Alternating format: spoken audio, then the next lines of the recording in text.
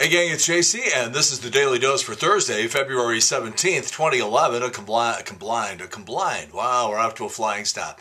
A combined venture with Mind Active in beautiful downtown Brentwood.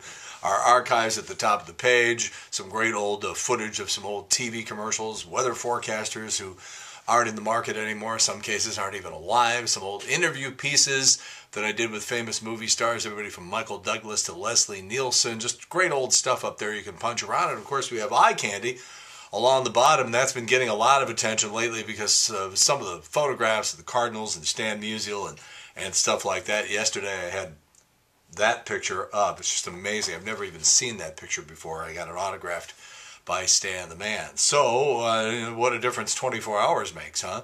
It's just absolute elation the other day as, we're sitting there at Lester's. Everybody's having a great time on Tuesday. People are watching Stan Musial get the Presidential Medal of Freedom, the highest honor an American citizen can receive, from the President of the United States. And 24 hours later, it's a thud, as Bill DeWitt and John Mozeliak stepped in front of the media yesterday for over a half an hour and explained why there's no deal.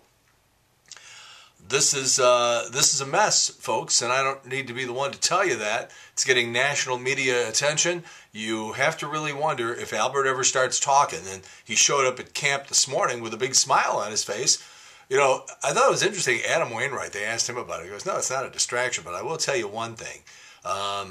He's going to be so motivated to be out there. It is going to be absolutely scary what Albert Pujols might do to National League pitching this summer. It's an interesting take.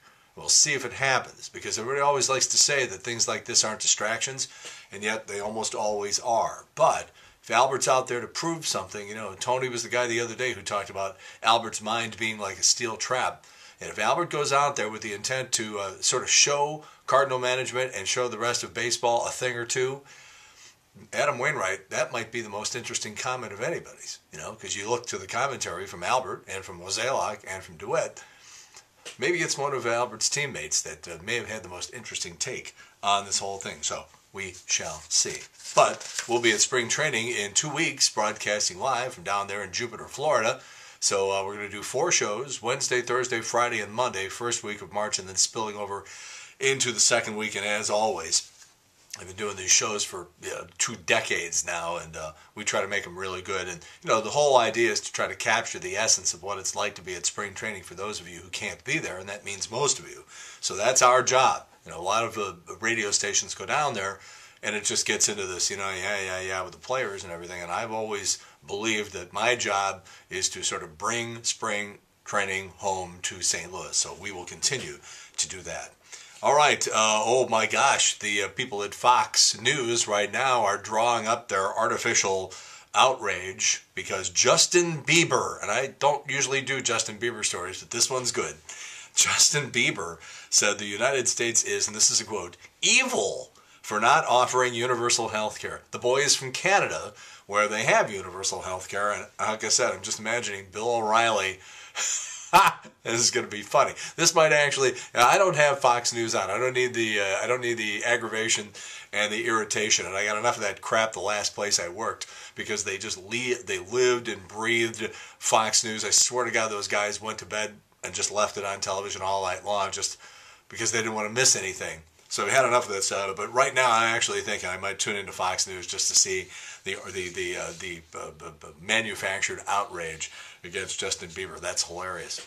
So we told you yesterday that Lindsay Lohan was going to be on David Letterman's show tonight, Thursday, to do the top 10 list, to sort of respond, I guess you would say, to some jokes they were making about her earlier in the week and then last week after the Grammys and stuff. Well, it turns out she's not going to be on. And she Twittered yesterday saying, I don't even know how this got started, because I've never been in discussions to go on David Letterman's show. And it's not like I got anything against Dave or like I'll never be on again, but there are no plans for me to be on Letterman's show. Letterman's people issue a communique yesterday saying, there was a mistake. There was something mixed up in the communication between Lindsay's camp and Dave's camp. We apologize and the whole thing. And now it turns out that Michael Lohan, Lindsay's dad, claims that he's the one that set the whole thing up, but Lindsay's handlers, if you will, vetoed the idea. And it was Michael Lohan trying to God, I mean, I've been around some screwed up families, you know, and my own family from time to time probably falls into that category, being screwed up, but I'm telling you, this Lohan bunch, and then Dina Lohan, the mother's trying to get on Dancing with the Stars and everything, it's just unbelievable. And now we have another cancellation, and this time it's Michael Vick. Michael Vick was going to do his first major interview since getting out of prison on Oprah. That was supposed to be, maybe that was supposed to be today or tomorrow or something, but he nixed that too. He did not give an explanation. They sort of said there was a scheduling problem or something like that, that there had to be something else going on. Remember Chris Lee made news a couple of days ago? He's the congressman from Western New York who resigned last week after sending a shirtless photo to a woman on Craigslist. Well, you're not going to believe this. According to a new report, he didn't send that photo from the home or from the office. He sent it while he was away. Get this, ready now? He sent it while he was away at a Republican retreat, attending a lecture on intelligent use of information technology. You have to wonder if one day Chris Lee will have a little chuckle at the irony of his situation and of that story. All right, speaking of sex, let's actually talk about marital sex. I actually got this, I've never seen this before, and I've never heard this before. I've heard little smidgens of this here and there, but I've never heard it in such a comprehensive manner. And this thing is issued by, psychologists, family therapists, and people like that, and people who do marriage counseling. And it says here, these are more and more studies are showing increased emotional and physical benefits from frequent, safe sex as in marital sex. Look at this list. Look at that. I'm going to read it to you. Ready? So in other words, if you're having sort of regular, healthy, good old-fashioned marital, some people would say boring sex. All right. Here are the benefits, both physical and emotional, from having sex. Ready? Take a deep breath. Here we go. Lower mortality rates, reduced risk of prostate cancer, improves posture, boosts self-esteem, makes people feel younger, firms the tummy and the buttocks, keeps spouses connected emotionally, offers pain relief, gives people a positive attitude on life, reduced risk of heart disease, makes a person more calm, improves the fitness level, makes a person less irritable, reduced depression, improved sense of smell, has a therapeutic effect on the immune system, better bladder control, relieves menstrual cramps, helps people sleep better, improves digestion, healthier teeth, helps folks remember better, produces chemicals in the brain to stimulate the growth of new dendrites. I don't even know what that means. Lowers the, I should have read that first. Lowers the level of cortisol, a hormone that can trigger fatigue and cravings. Lowers feelings of insecurity, increases a level of commitment. Less frequent colds and flu. It can help people achieve weight loss since about 200 calories are burned during 30 minutes of active sex. 30.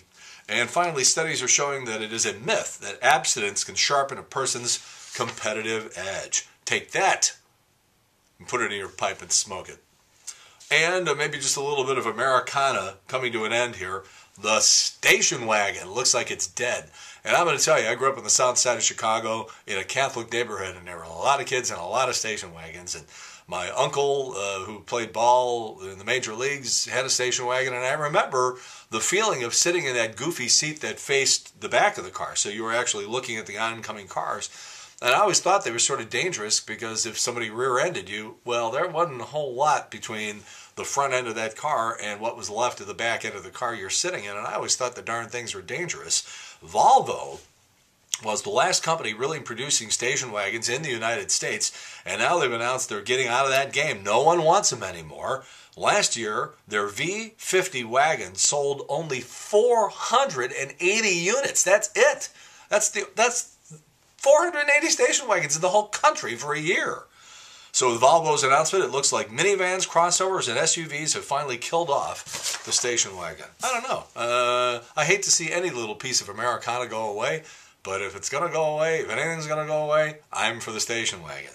All right, JC's Eye Candy today. We had a lot of baseball and a lot of current events things, and it's time to just get back to the good old goofy stuff here for a couple of days. There is a model in New Zealand, and she's hot. Annoying, but hot. Well, she's a model, so of course she's annoying. Her name is Jessie, and she sewed a camera into the back of her jeans. so that people couldn't see that there was a camera back there, but it sort of fit in there so there wasn't a lump or anything. And she's got a terrific keister. So she sews this thing in and just walks around malls and out in public and on street corners and everything around Los Angeles. And not surprisingly, a lot of people stared, and so did a lot of women. So when you look at this thing today, don't miss the girl on the escalator at 49 seconds in, and don't miss the guy dressed as Jesus at 1:53. That is on our eye candy feature today, and it's right below what you're looking at right now. It's very, very entertaining. The guy dressed as Jesus, but the girl on the escalator. And then she looks at the guy next to her. Oh, it's just hilarious. So make sure you check out Eye Candy today.